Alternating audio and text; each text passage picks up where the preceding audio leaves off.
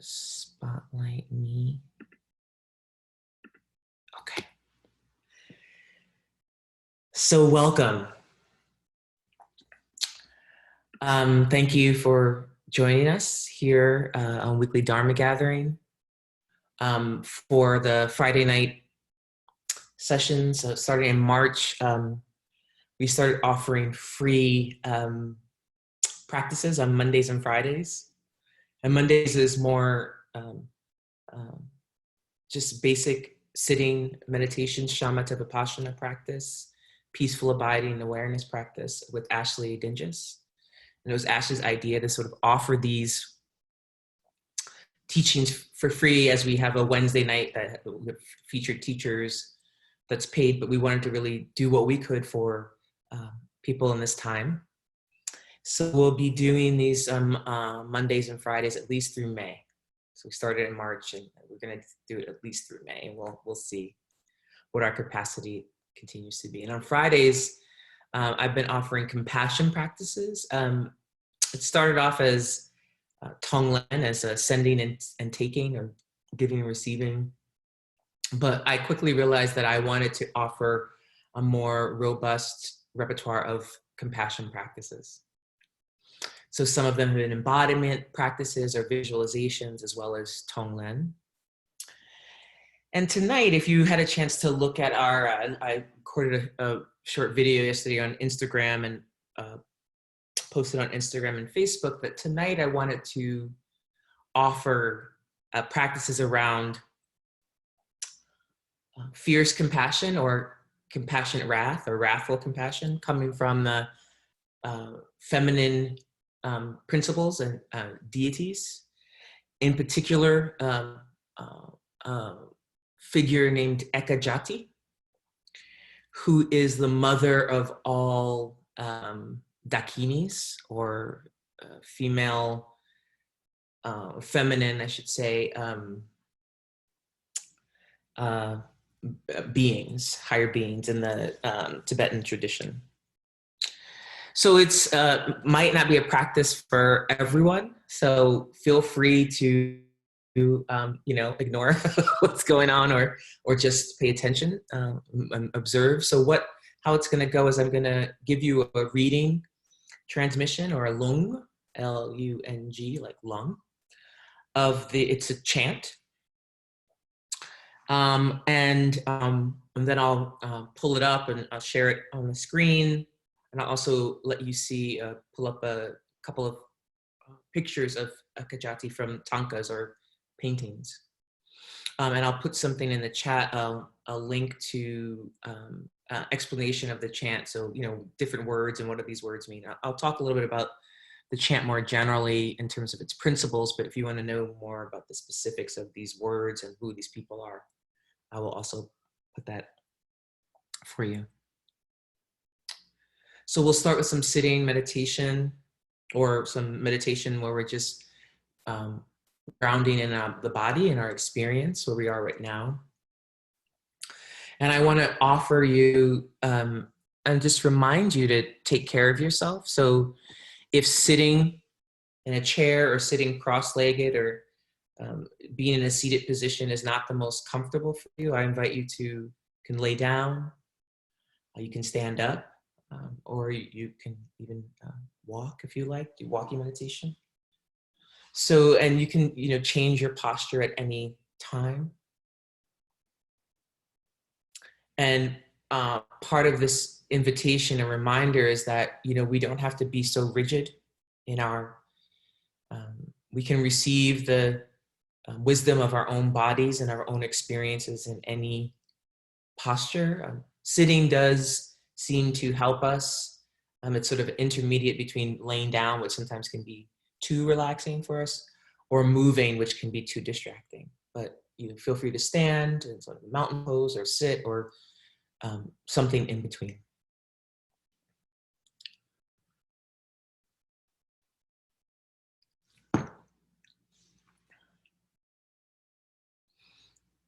So I invite you to first feel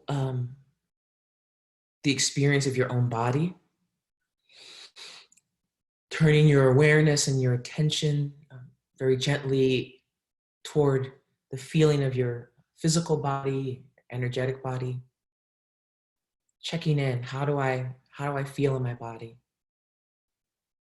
And whatever you're feeling in your body is what you're feeling in your body. You don't have to change it, judge it, or fix it, or fixate on it. It's just good to know, oh, a little tenderness there, relaxed there, a little tight there, feeling a little sleepy, feeling awake. To note what the ground of your own experience is, because that's the place from which your meditation springs.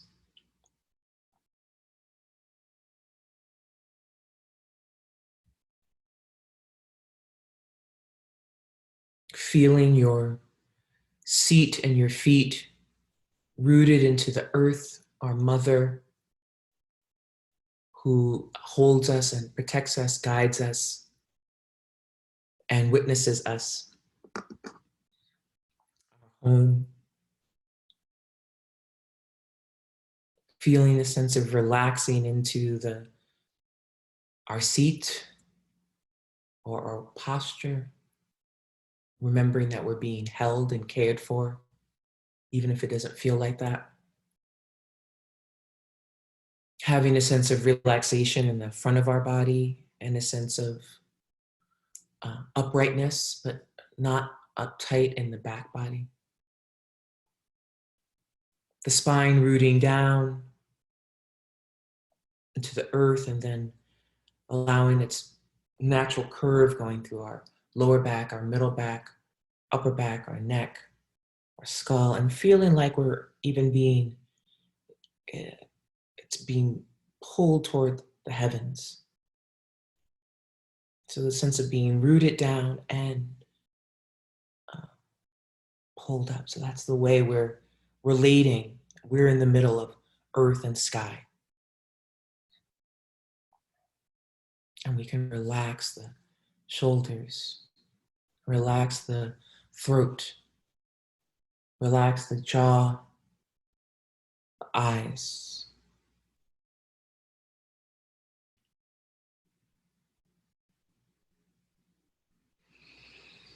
Checking in how your emotional state, what the landscape of your emotional state is. And again, whatever it is, allowing it to be.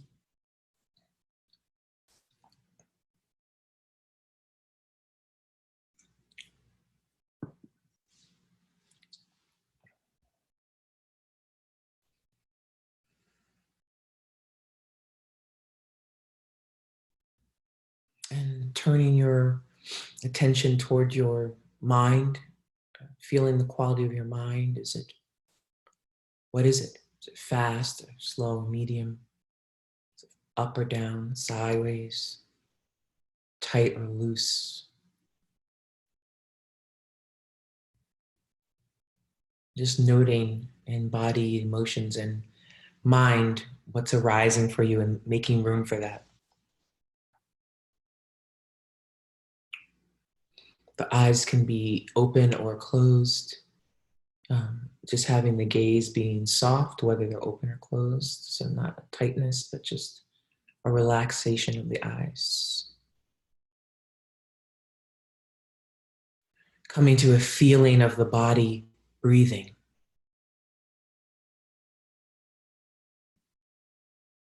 That's where you're placing your attention, is on the feeling of the body breathing. So it's not one point, it's the holistic experience. Wherever you feel the body breathing, rest there.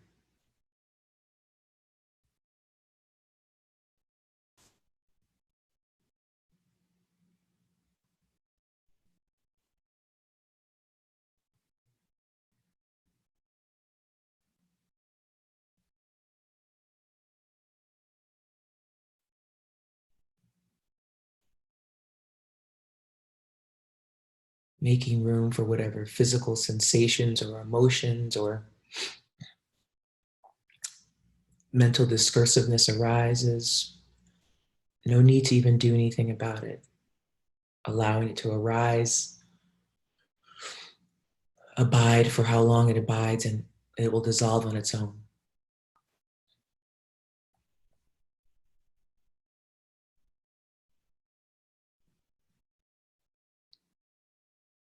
Always coming back to the feeling of the body, breathing if you feel you get too distracted.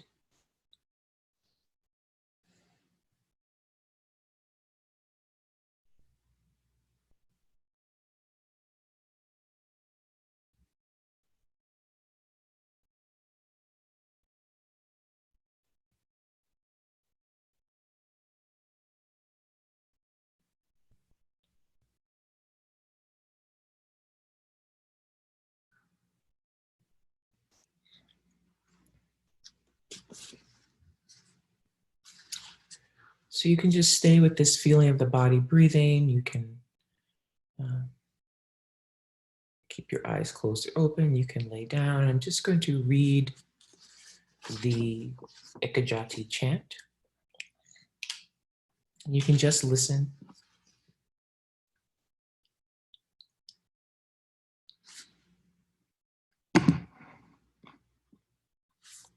Ekajati. Bio. The suchness of penetrating primordial insight arises as the all-pervading essence of everything. You, the mother, the great consort, Ekajati, creator of samsara and nirvana, please arise from space, Samaya Ja.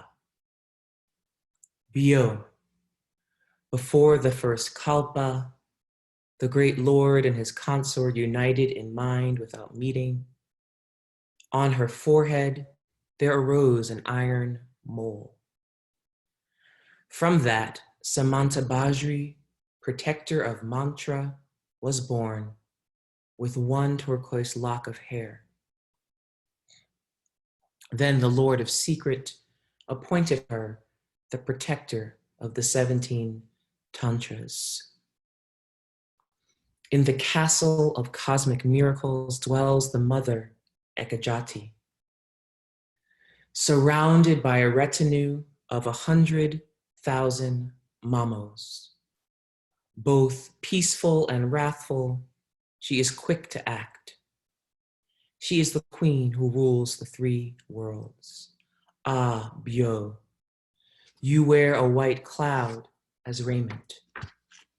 In your right hand is the red heart of the transgressor of Samaya. From your left hand, you emanate in all directions 100 iron wolves as aids. The single eye of Dharmakaya manifests on your forehead. Your single fang pierces the heart of Mara. Your single breast nurtures supreme practitioners as your children. You are naked, but for a tiger skin round your waist.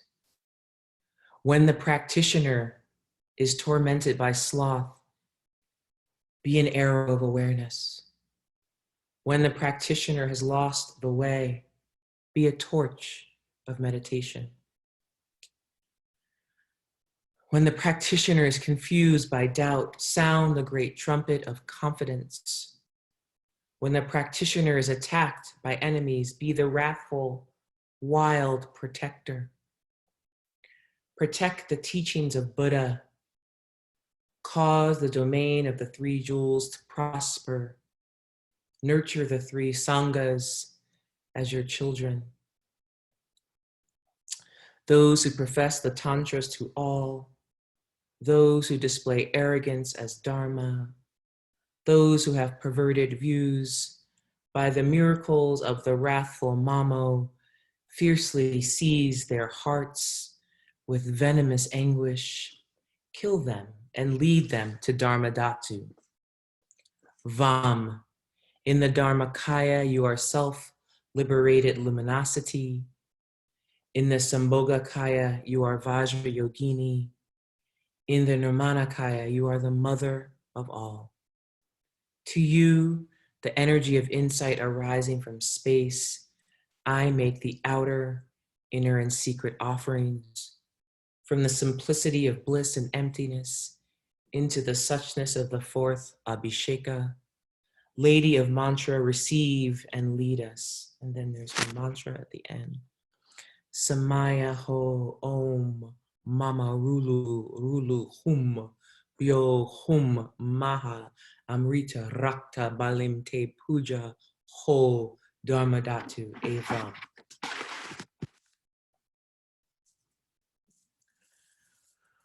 So these practices which we'll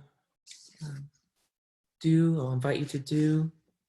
Just gonna share the screen so you can see what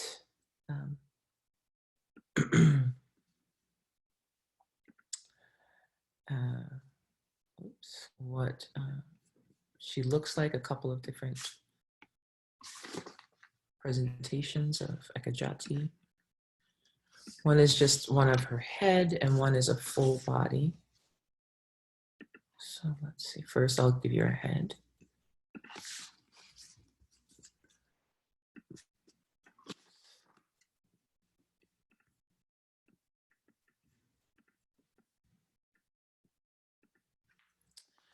So she has the single eye of Dharmakaya, of awareness. There's cycle of life and death, fire of wisdom, clouds, different things there. And then this is a fuller version of her. And the iconography is very complex, but the main thing is that Mahakalas or wrathful protectors are enlightened beings that take the form of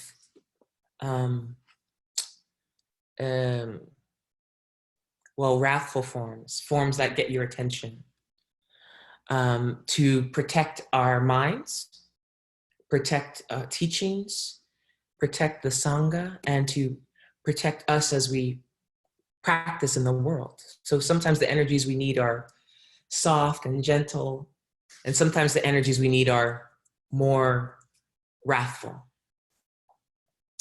And so there's a whole series of teachings, which I won't go into tonight, 4 karmas, which has to do with the skills we need in the world of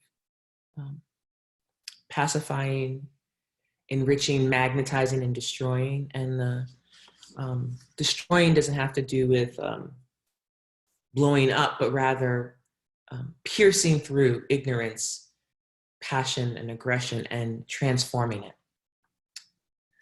And so some of the language in the chant is very strong, but it's not about violence. It's actually about, it's like when a parent says to a child, no, very firmly. That doesn't mean the parent doesn't love the child or any kind of person caring for another person. It's to get one's attention. Sometimes, when you're a kid and you're in your own world, but you're about to cross the street and you're not looking both ways.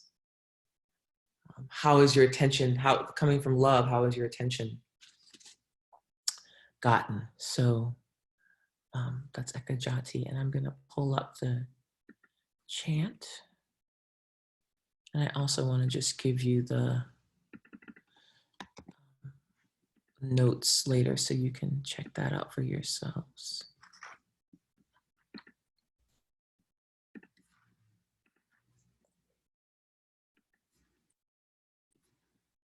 Stop share. Okay, put it in the chat. There you go.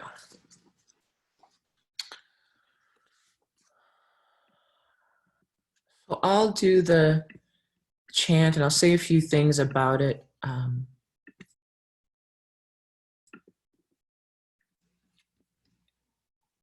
It's hard. Oh, there we go. Where is it?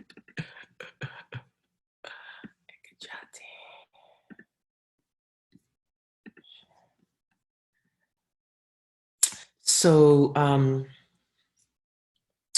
actually, let me, so Bio is her seed syllable, or it's a seed syllable of all Dakinis, but Ekajati is part of the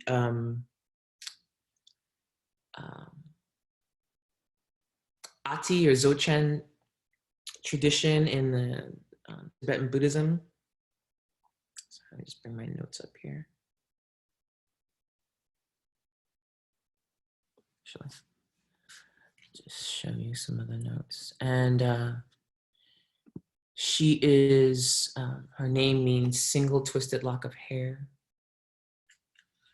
And mamos have to do with there are these powerful deities and entities that are in the world, or energies are in the world. And they are said to be the ones that release illness to get our attention.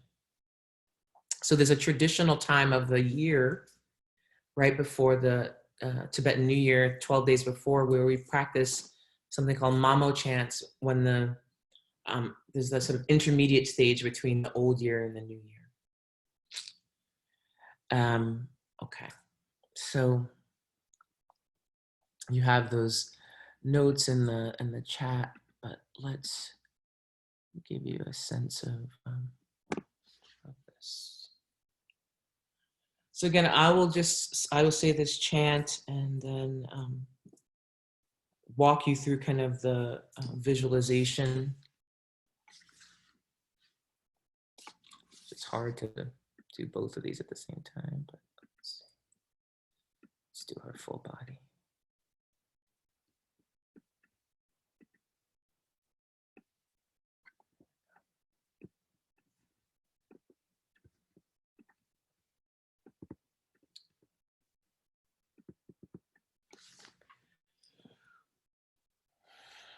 Again, so you can just be relaxed, you can be laying down, you can be sitting down.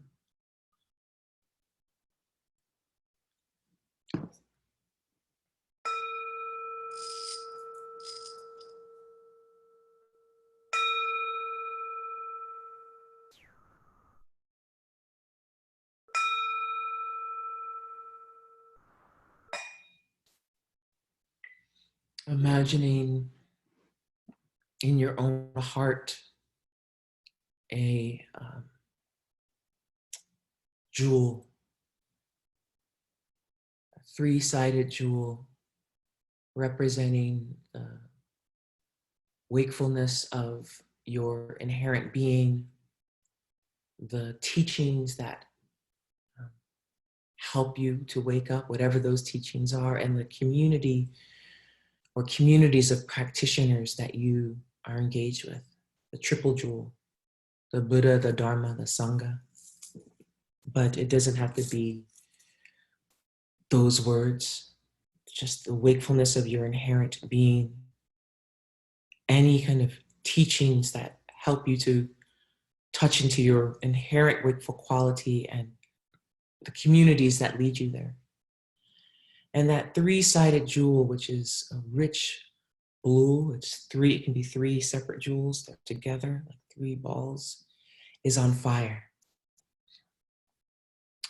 It's like almost like a triangle. And that fire of wisdom, compassion is in your heart, always there.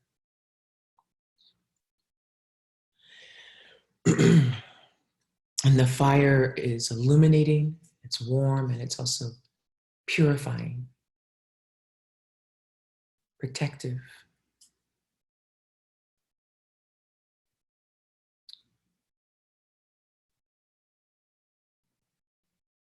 From that jewel, triple jewel in your heart, Ekajati arises in space in front of you. So she's facing us, she's facing you. She's blue in color, dark blue, but also transparent. And don't worry about trying to get the full visualization. Just have a sort of sense of this powerful, compassionate, strong wisdom being who arises to protect us, to guide us, to show us the way, and to cut nonsense that distracts us on our path. The nonsense that arises internally and externally. The things that cause us to act in ignorant ways or aggressive ways or attached ways, passionate ways, and that obscure our fundamental wisdom nature. So Ekajati is here with us, inviting in any ancestors or protectors of your own that form a circle of compassion around you.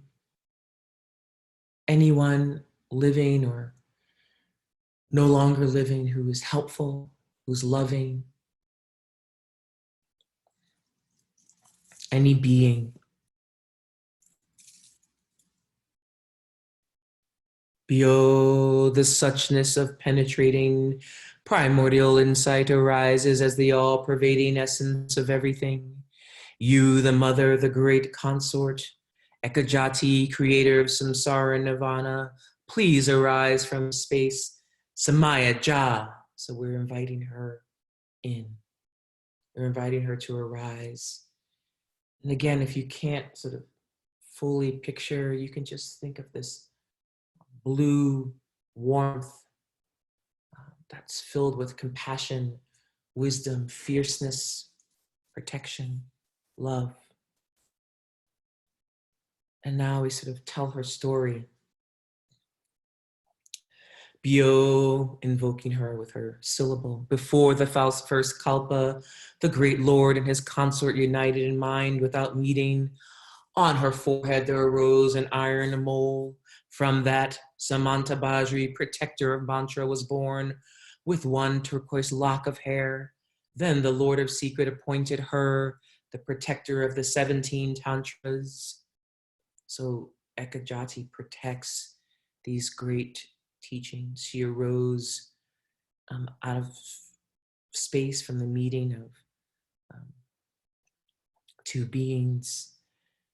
In the castle of cosmic miracles dwells the mother, Ekajati, surrounded by a retinue of 100,000 mamos, both peaceful and wrathful. She is quick to act.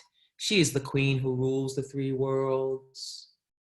So she is, has this 100,000 or more dakinis, or feminine beings who are, and she herself are both peaceful and wrathful. There's no dualism. She uses whatever she needs to use in order to help wake us up. Ah, Byo, you wear a white cloud as raiment. In your right hand is the red heart of the transgressor of Samaya. From your left hand you emanate in all directions 100 iron wolves as aids.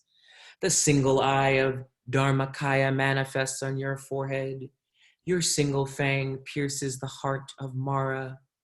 Your single breast nurtures supreme practitioners as your children. You are naked but for a tiger skin rounds your waist. When the practitioner is tormented by sloth, be an arrow of awareness. When the practitioner is when the practitioner has lost the way, be a torch of meditation. When the practitioner is confused by doubt, sound the great trumpet of confidence. When the practitioner is attacked by enemies, be a wrathful wild protector. Protect the teachings of Buddha. Cause the domain of the three jewels to prosper. Nurture the three sanghas as your children. So here there are many aspects being invoked that we could spend a lot of time talking about, but basically here we're being reminded of her incredible power and wisdom that no matter what arises, Mara is the being that tempted Buddha Shakyamuni right before he arose. Mara is like the confusion that arises in our own mind. And so Ekajati is a being or energy that cuts through that confusion that seeks to block our own inherent wisdom from arising and manifesting.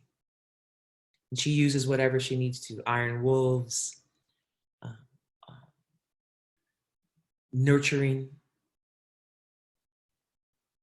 arrows to pierce our ignorance and wake us up, a torch to light the way, sound to remind us of our confidence.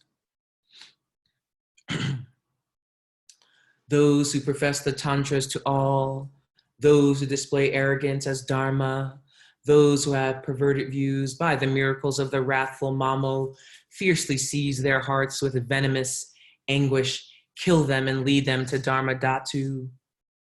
So here we're being reminded of passion, aggression, and ignorance as blockers, our own passion, aggression, and ignorance, or external. So let's say misleading information or confusion, purposeful confusion, or people who abuse their power. And here, when we're calling upon her to seize their hearts, kill them, and lead them to Dharma Dhatu, it means to destroy the manifestation, the ignorant manifestation, or the aggressive manifestation, or the manifestation that's harmful, and then lead them to Dharma Dhatu is lead them to wake them up, lead them to enlightenment, remind them of of our own wisdom, so that we can be a benefit to beings. Vam, and these are then the three bodies, the three kayas. In the Dharma kaya, sort of the most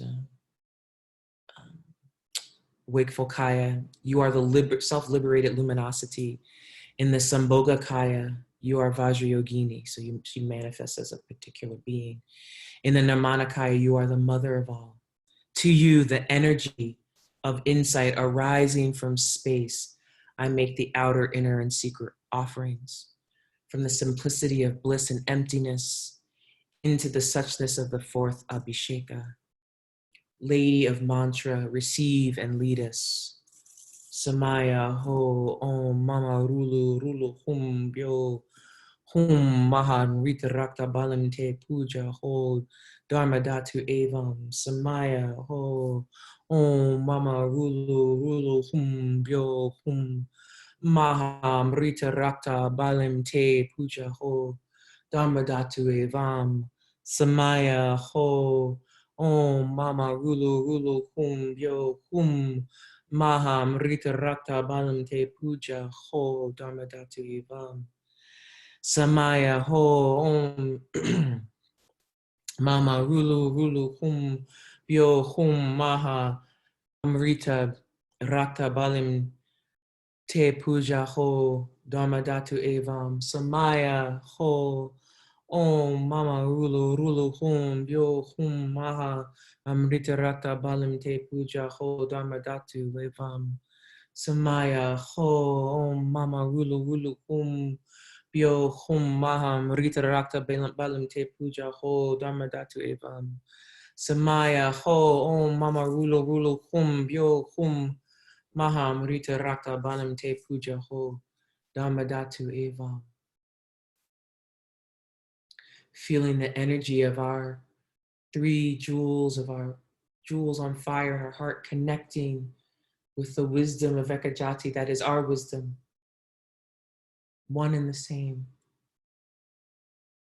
And feeling the energy of our fundamental nature, those teachings that constantly help us to wake up in that community. It's connecting with Ekajati, with her fundamental wisdom, her care, her love, her compassionate wrath. And you can let the Ekajati, the front visualization, let her melt into space or dissolve into space from which she arose. And you can let that luminosity that's left behind, that light that you left behind, dissolve into your own heart center.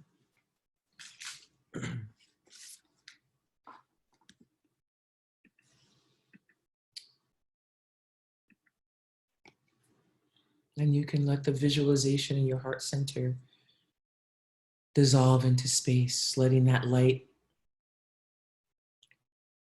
go where it goes to others in your home, in your neighborhood, in your town, your state or province, your nation, the world, and beyond this earth. Touching all beings, seen and unseen. Healing the earth and all its elements, and healing beyond the earth and all its elements. We'll just rest in space.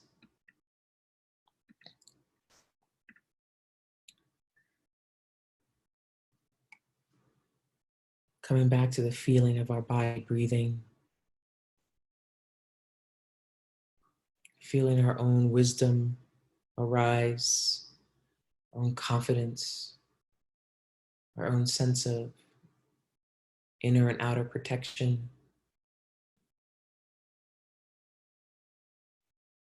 our own ability to harness the anger and wrath that arises at injustice and use that skillfully.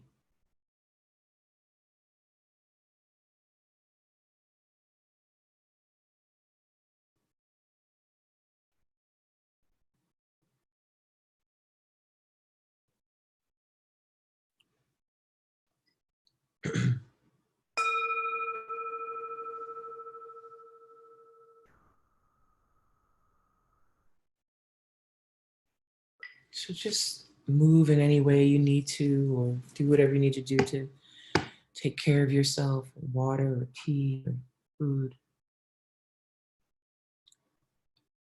These practices can be very intense. Traditionally, this chant is said at night to help protect our minds and to remind us of the incredible wisdom energies in the world that can help us. And sometimes people have a kind of negative or strong, let's say not negative, strong reaction because these kinds of chants and imagery sometimes push against or feel contrary to what people believe about Buddhist practice, which they think is all nice and peace and la la la. But particularly, not only, but particularly in the tantric tradition, although in all the three sanghas and the Theravada and the Mahayana, Hinayana, Mahayana, and Vajrayana,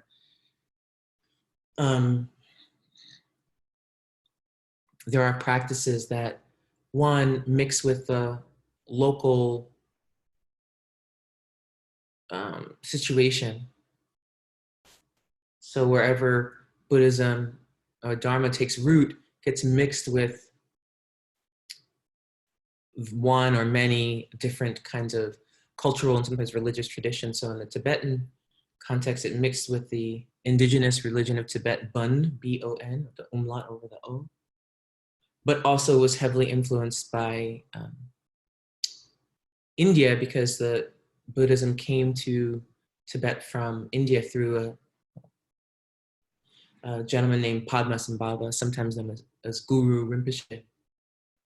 And so it's very closely connected with the Hindu traditions, lots of similarities. Sometimes you'll see a lot of deities with, arms and many things that we associate with Hinduism or like Kali or something, but it's very, very similar. And these practices are meant to help us cultivate our skills, because sometimes people or students will say to me, well, how do I deal with this situation? I'm very angry about X, Y, and Z, the political situation. I'm very angry about environmental stuff. I'm very angry about, you know, white supremacy. I'm very angry about, you know, heterosexism or trans antagonism, or I'm very angry about, you know, misogyny, or I'm very, you know, and there's this idea almost that compassion means that we have to be sort of soft. And even in its etymology in English, compassion means, coming from the Latin, means to co-suffer or co-experience. So that we go to hell with the other. We go through that pain with other people so that that experience may be shared and lessened. And compassion practices, whether they're Tonglen or whether they're more, you know, Maitri practices, metta practices, whether they're more body-based practices, is meant about feeling what we're feeling. First, cultivating a sense of compassion for ourselves, for whatever we're experiencing, in our body, in our minds, and in our emotions, not trying to be aggressive and fit ourselves into some model of meditation.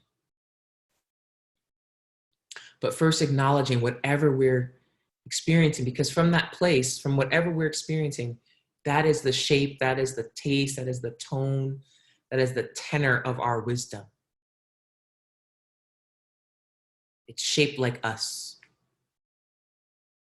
So we don't have to exchange that or trade that out for some better version of us or something we think is right. We use whatever we have.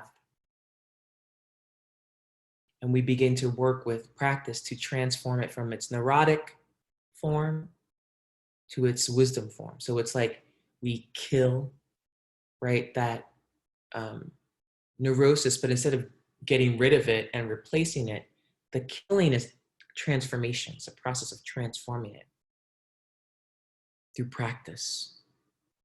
Saying, okay, neurosis, okay, aggression, okay, fear, okay, panic, okay, physical illness, I'm gonna work with you. You're my teacher. Because in you lies the wisdom.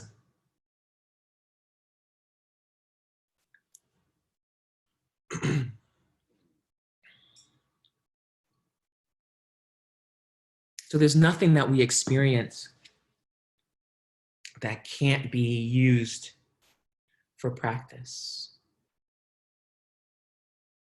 That's the practices around physical illness. So I've been doing a lot of practices around, I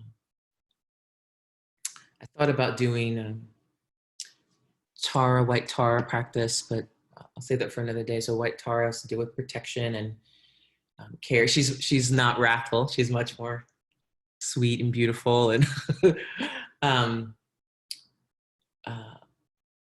Tara practices, green Tara, white Tara, Ma Tara practices to help us cultivate our sense of wisdom. These times call for feminine energy. Masculine energy is the energy sometimes of doing, activity. But what happens with that is that there's so much activity that it turns into aggression because there's no spaciousness, right? There's no reflection. There's no room for anything to arise. And the feminine principle is space. Sometimes people think, oh, well, that's, kind of sexist, but we need space in order for wisdom to arise, right? It's like having enough space to turn around in your room or something, when we want to be cruel to people, when we incarcerate people, we give them very small space, right? So space, we don't want so much space that we get lost, but we give it space so that whatever arises in our experience, there's room for it. We don't have to crush it. So I am going to unmute y'all if I can figure out how to do that. And I want to, any questions you might have. There we go. You can just, okay, so now I'll mute you again because now everyone's, but I will allow you to unmute yourself. You can unmute yourself. So any questions that you might have or any experiences you might want to share, I'd love to hear them. My name's Drew from New York. Hi, Drew. I just wanted to say thank you for welcoming me into this space and letting me listen. I just had a quick question. When you were speaking another language, what language were you speaking? Oh, yes, sorry, these are Sanskrit words. Okay, thank you. Yeah. So, byo, abyo, vam, and then a lot of times with these practices, whether they're chants or whether they're what's called sadhana practices or accomplishment practices, they'll have these particular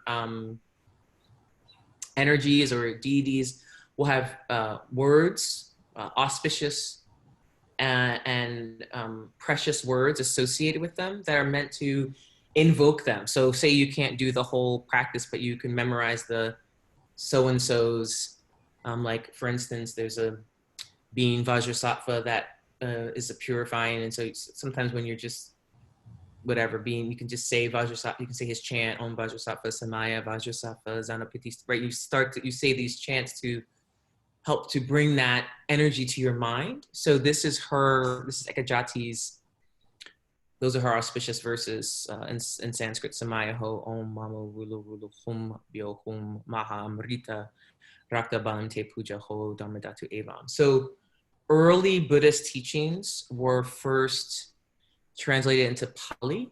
So the early sutras are in the Pali canon. So if you go to like a Theravadan school, like a Spirit Rock, or whatever, they'll sometimes say chants, and that's in Pali.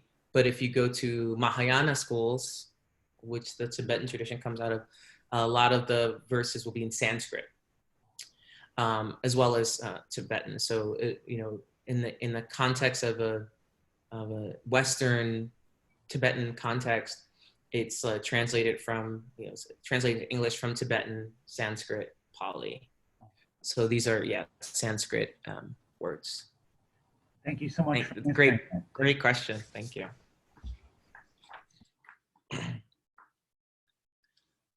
Any other questions or?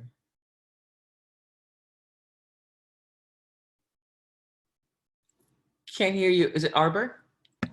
Yeah, sorry, I had my microphone on mute. I was actually wondering, are there any good resources for looking at the iconography in the pictures to understand all the parts? Yes. Let me think about that. Okay. But there are lots and lots and lots of different. You could really just Google Tibetan iconography, or you could go to Rigpa. Mm-hmm. RIGPA. Rigpa has there's a Rigpa wiki, which can lead you down all kinds of paths, and they can talk about the different basic tenets of any tanka, which I'll spell for you, which has to do usually, so I can just tell you, just pull this up.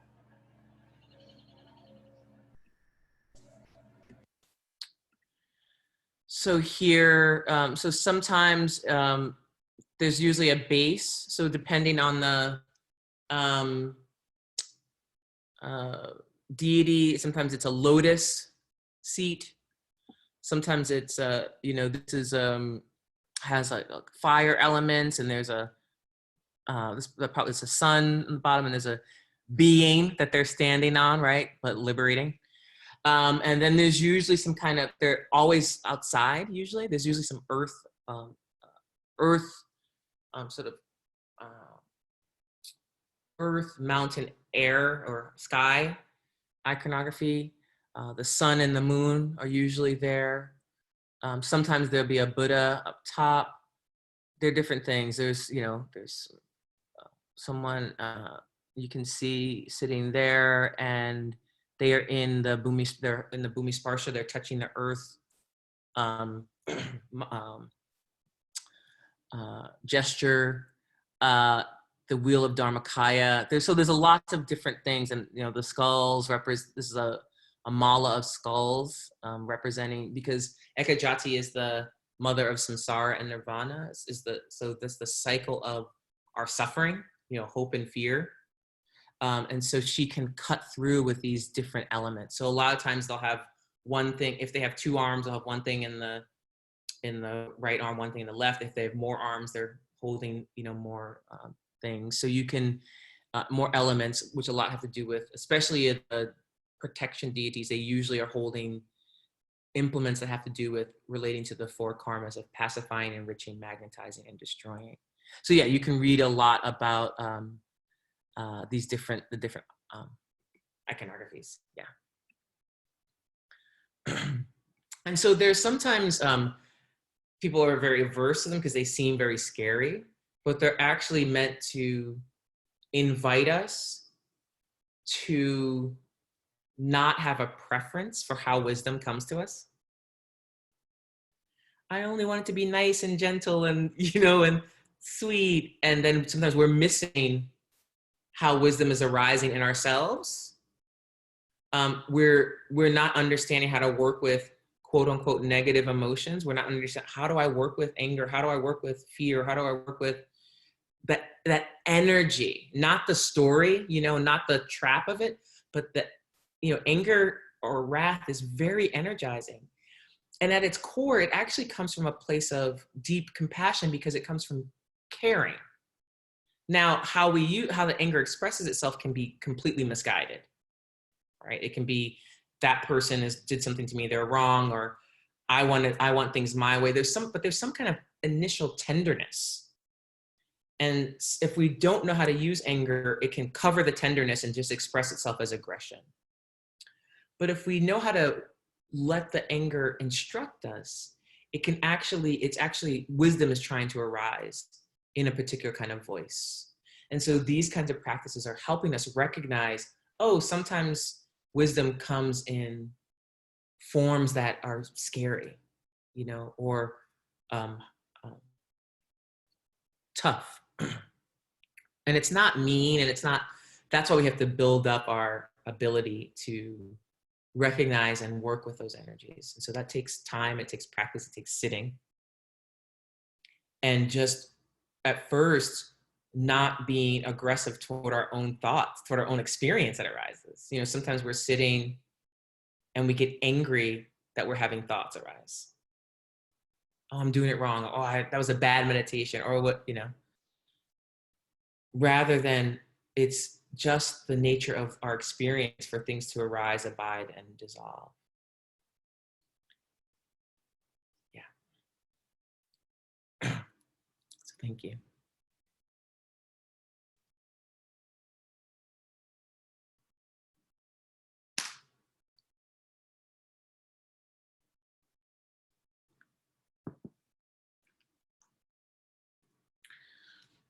Yes, Sasha. Hi, Sasha from Western Mass. I didn't quite know what I was getting into. And I sort of feel like I plunged into the middle of it, but it was hard for me to focus. I got a little distracted, but I really like the idea of wisdom coming in all forms. And I really like the idea of having, I don't know, I don't really know anything about chanting, but I like the idea of asking for help, and asking for help from this really fierce looking person, like deity, that looks so like, I want her on my side.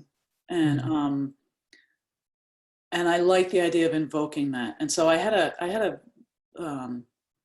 very, I think a very superficial experience, but I can see how it can be really deeper and evocative. And so I guess I just wanted to say that I really appreciated hearing everything. Yes, thank you. Yeah, so I mean, these deities you can relate to on many levels as just energetic qualities of our own mind and experience, as beings that are real, but they're not separate from us, right? It's like they're a part of us. But you could say that this is a distillation of Ekajati, is a distillation of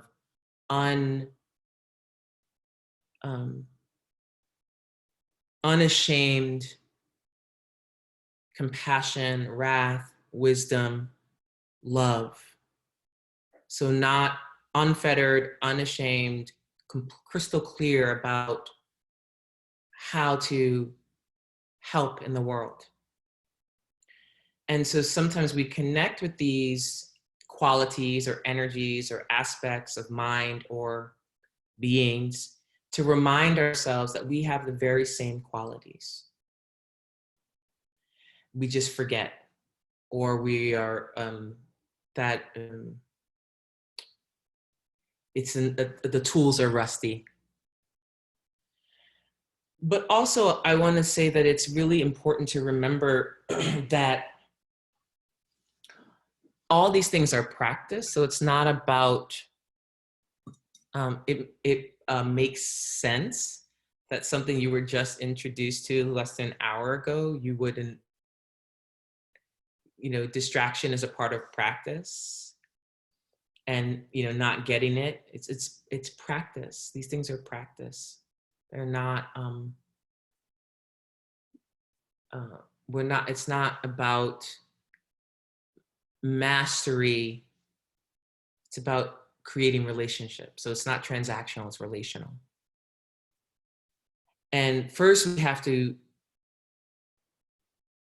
be convinced that we need these qualities. And one of the reasons that I wanted to do this is because, at this time in the world, I feel like, of course, we always need to ground, as we did in sitting meditation and peaceful abiding. And then what? And we need peaceful abiding as a tool. We also need to cultivate things like the qualities of Ekajati. And particularly for the last year or so, I've been really working more with a lot of the feminine principles, because personally feeling the need for that. I have a lot of masculine energy, but also I have a lot of practices that have a lot of masculine energy. And I wanted to turn more to these fierce, so I'm doing, like I said, I've been having a white Tara practice for about 5 years. I do another practice that's calling on a woman who was a real person, maybe by some accounts, the first enlightened being in Tibet, a woman named Yeshe Sogyal, who was a great teacher who experienced great suffering and harm and became this amazing teacher. And so turning to the wisdom of feminine wisdoms and wisdom of women practitioners, femme practitioners, female practitioners, that a lot of times has been erased, and that kind of energy is what we need in the world. We need more wisdom, right? Which is space, right? We need more compassionate wrath. And so I've been really wanting to, in my own practice, cultivate that and really share that as a possibility for other people who are interested. So yeah.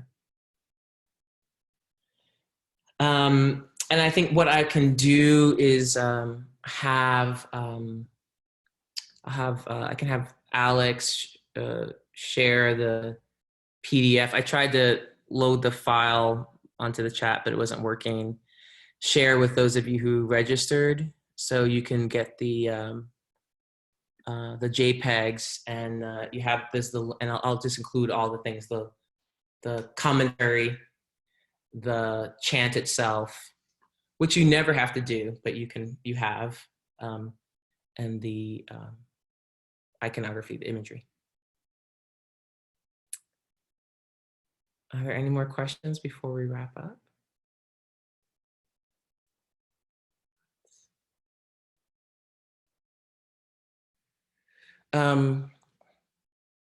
Thank you for joining me. I want to say it's been a very hard day for me. Just my dog has been sick. I take it to the vet. I've been feeling, not well, and just my mind has been very churning. And so it's really wonderful to be with you and practice and just experience it, practice for myself as well. As we, deal with, of course, the not just the global pandemic that we're experiencing, but all the things that it's compounding. All the systems of inequity and all the suffering that's already in the world that it's exacerbating, compounding, illuminating. As many tools as we can have in our arsenal. It's good. You had a question, Arbor?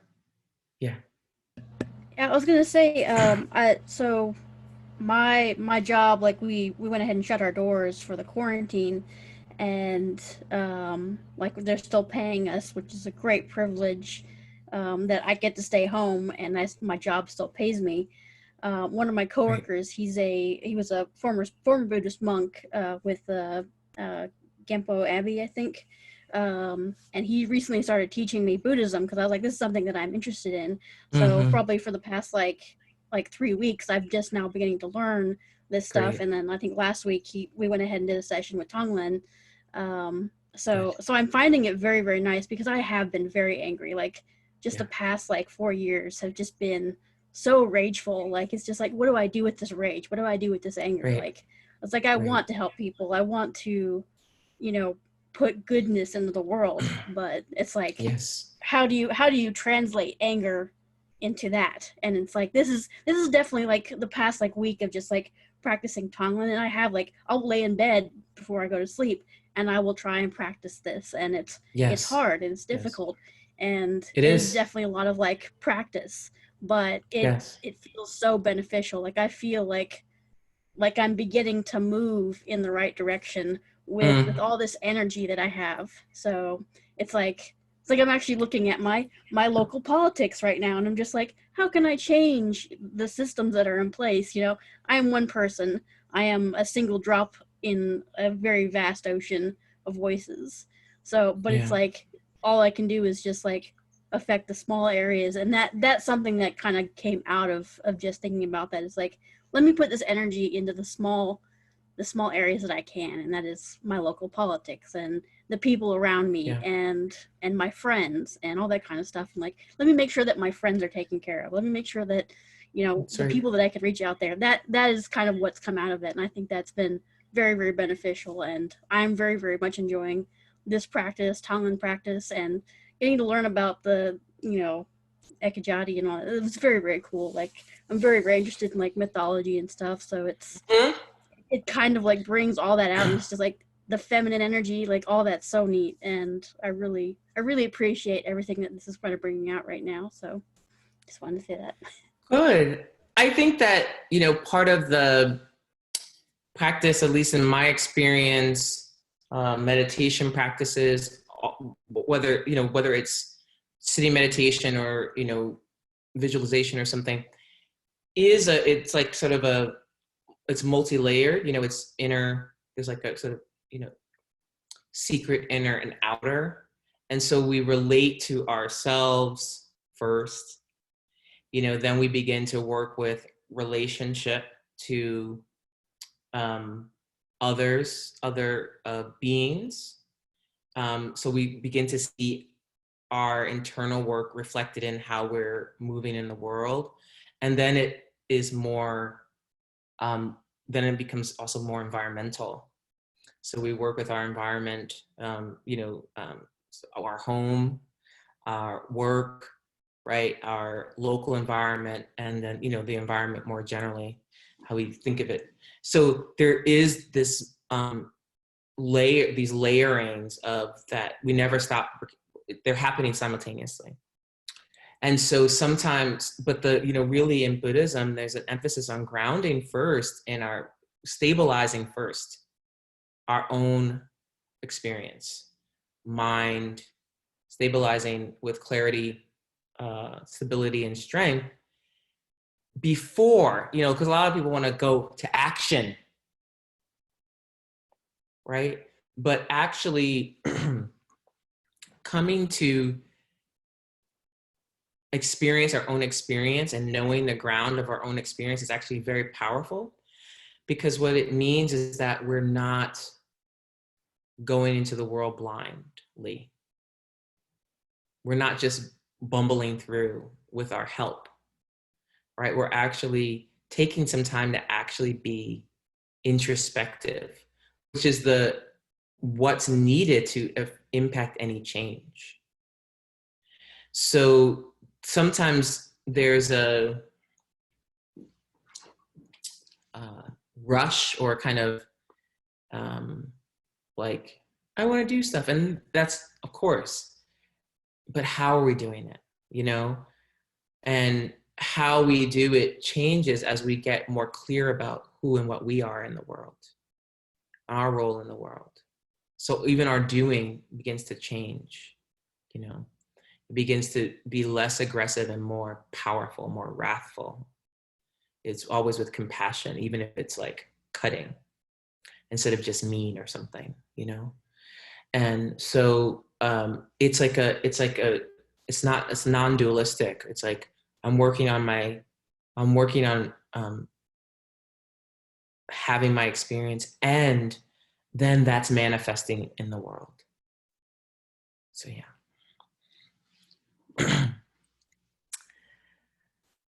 All right, friends, I want to be conscious of your time. So thank you again.